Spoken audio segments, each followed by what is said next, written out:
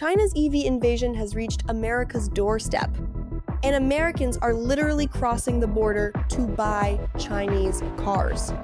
This sounds fake, but in 2026, it's actually happening. While Washington hits Chinese cars with 100% tariffs, Americans are driving to Mexico, buying Chinese EVs, and bringing them back into the US themselves. TikTok is now full of videos like how to buy a BYD in Mexico, how to register a Chinese EV, how to drive it back to Texas. This is actually happening in 2026. Here's why. The average new car in America now costs nearly $50,000. But just across the border in Mexico, brands like BYD, Geely, MG, and Great Wall are selling fully loaded electric SUVs for around $17,000.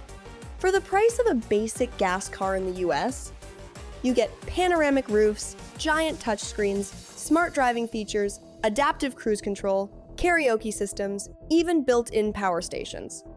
And Americans are noticing. One Texas buyer said he saved nearly $15,000 by buying a Chinese EV in Mexico instead of an American car. Detroit created this problem itself. US automakers focused on giant SUVs and pickup trucks with high profit margins. Affordable cars? They abandoned that market years ago. Chinese automakers walked straight into the gap. And here's the crazy part. In many cases, it's legal. Because Mexican-plated vehicles can temporarily enter the United States under special rules, so people with Mexican residency or dual citizenship are finding loopholes. Buy the car in Mexico, register it there, get insurance, then drive it into America. An entire industry is forming around this. People help with registration, insurance, border paperwork, even repair trips back to Mexican dealerships. The internet always finds a way. But this story is bigger than cheap cars. Chinese EVs are changing what consumers expect a car to be. In America, software features are expensive upgrades, sometimes subscriptions. In China, they're standard. And that's what scares the industry most. Because this isn't just another Toyota moment. Japan and Korea made cheaper gasoline cars. China is redefining the car itself. Battery tech, smart software, autonomous driving, AI-powered cabins. Cars are becoming smartphones on wheels. And US automakers are stuck in a dangerous position.